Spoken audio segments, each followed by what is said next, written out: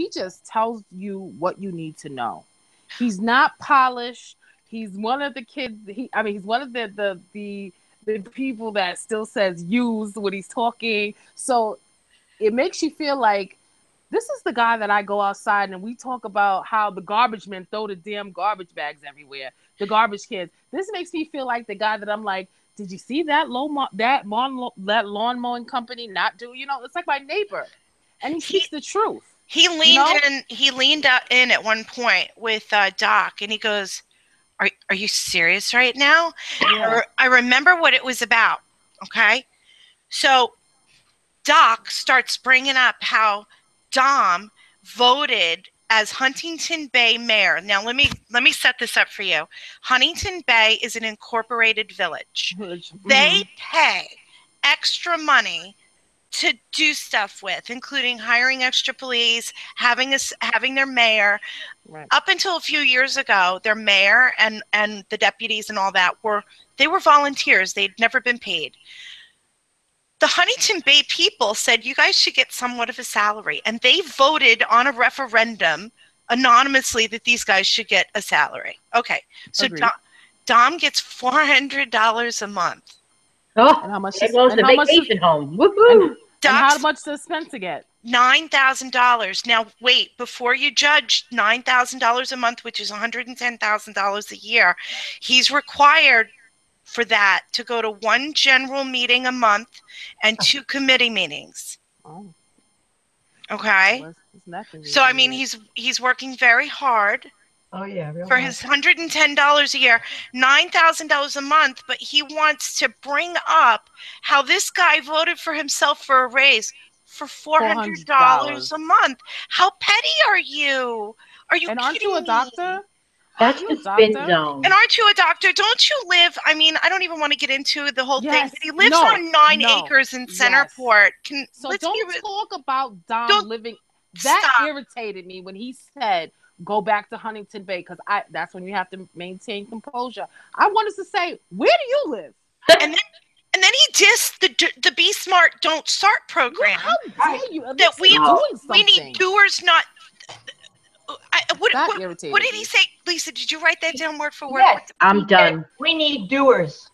We need doers. How dare the audacity of that man? The man who saves people, who actually saves people from when they have drug overdoses, who rushes into a building when it is on fire to save your life. And you want to know what he's doing with that $400 a month with his other little volunteer position he's got going on compared to your $9,000? But it goes deeper than that. When you look at Dom and you say that to him, you just disrespected in my opinion, every single firefighter, every single first responder, and every single police officer. Are you kidding me? Who is this guy? But and you then see, all of a sudden he's on Facebook Live. Go away. Just go away. I totally agree. That's like a deadly combination of ignorance and arrogance. And I have no words after that. I cannot believe that he went there, and that's desperate and awful. What I rarely, if ever, make comments about things like that. I tend to stay neutral when it comes to things like that. But what irritated me when he said about tell Dom to stay in Huntington Bay, where do you live? That irritated me. But also when he said about the volunteers, let me tell you something. My dad is a retired captain. My uncle's a retired captain. This is a law enforcement family. They get paid to save their lives. So you expect them to do certain things. Dom doesn't get paid to run into people's buildings. And I don't know about you, but if I see a fire, I'm going the opposite way. I'm not running in there. I mean, I'm sorry for whoever's in there, but I'm not going in there. So where's the level of respect? Where's the level of when these people get up? He has a family and he's up there at 3:00 in the morning and he has to get up. Think about it. When you get awakened at 3:00 in the morning, you're not like the brightest person. And he has to function, get there, and be able to, give the man the credit. And that's where politicians, especially local politicians, tend to lose, is when you start going below the belt. Stick to the facts and then people will focus on that, because now we're all looking at Doc like, you're supposed to be the good guy. You're supposed to be the person we trust. Because he doesn't have a record. He doesn't have a record to run on. His record. Look, he's had how many terms, and what has he done? He has voted for every tax that has been placed in front of him. You're the doctor in the room. You send out all these flyers with stethoscopes on it, right? And yet the programs you put in place to stop.